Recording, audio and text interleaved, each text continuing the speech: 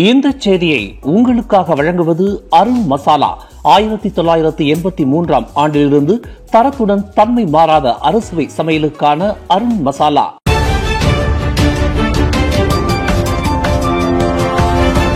வணக்கம். திசைகளின் ஒரு மணி செய்திகள். நஜீப்பிற்கு வீட்டு சிறைக்கான வாய்ப்பு. சட்டத்துறை தலைவரின் மேல்முறையீட்டை நீதிமன்றம் நிராகரித்தது. நஜீப்பிற்கு வீட்டு சிறைக்கான வாய்ப்பு மீண்டும் பிரகாசமாகியுள்ளது.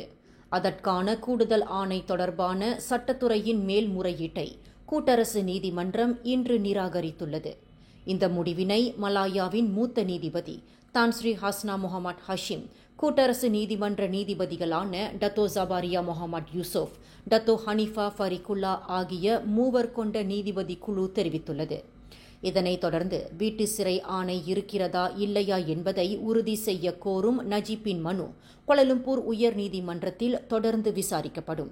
தான் தாக்கல் செய்த மனுவில் சிறை தண்டனையை வீட்டிலிருந்து கழிக்க அனுமதிக்கும் கூடுதல் ஆணை ஒன்று இருப்பதாக நஜீப் கூறியிருந்தார்.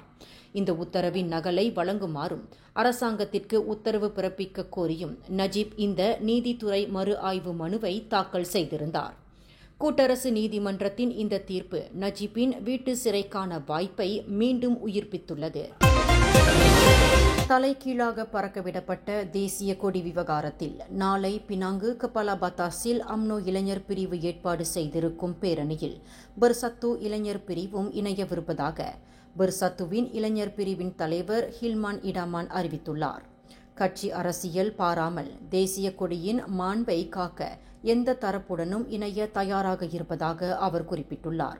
இஃது ஒரு அச்சுறுத்தல் செயல் என இப்பேரணியை விமர்சித்த டிஏபிக்கு அவர் கடுமையான பதிலடி கொடுத்துள்ளார். வருமான வரியை முறையாக செலுத்த தவறியவர்களுக்கு வெளிநாடு செல்ல தடை விதிக்கப்படும் என்று மலேசிய உள்நாட்டு வருமான வாரியம் அதிரடியாக அறிவித்துள்ளது.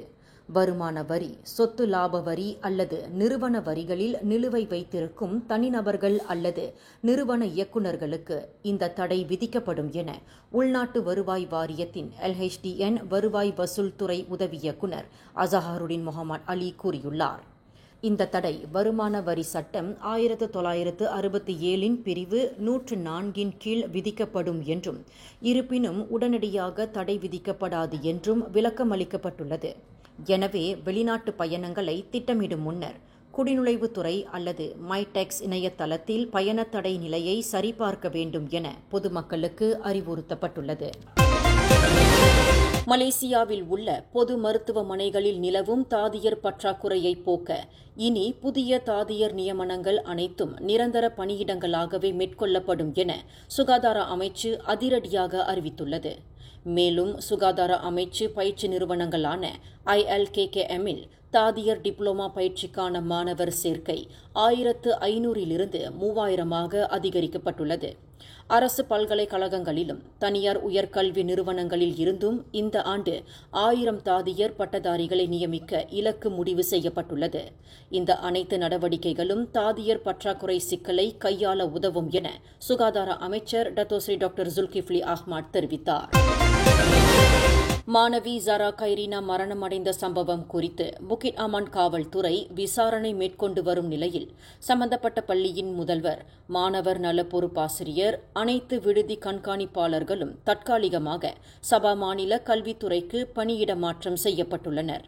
இந்த வழக்கு தற்போது கல்வி அமைச்சின் முக்கிய முன்னுரிமையாக உள்ளதாகவும் காவல்துறையின் விசாரணைக்கு முழு ஒத்துழைப்பு வழங்கப்படும் எனவும் கல்வி அமைச்சு தெரிவித்துள்ளது.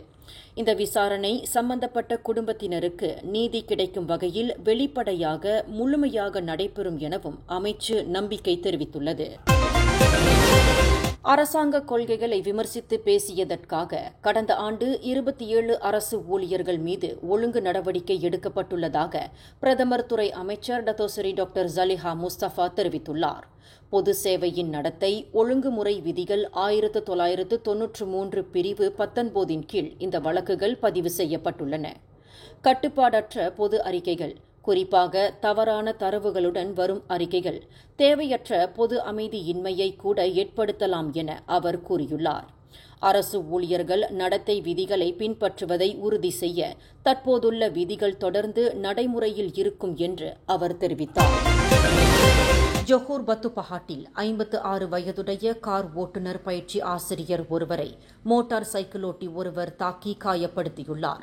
தவறான ஓட்டுநர் முறை காரணமாக ஏற்பட்ட வாக்குவாதம் மோதலில் முடிந்ததாகவும், இதில் சினமுற்ற மோட்டார் சைக்கிளோட்டி காரின் கண்ணாடியை உடைத்து ஓட்டுநரை தாக்கியதாகவும் பத்துபஹாட் மாவட்ட காவல்துறை தலைவர் அசிஸ்டன்ட் கமிஷனர் ஷாருல் அனுவார் முசாடாட் அப்துல்லா சானி தெரிவித்தார்.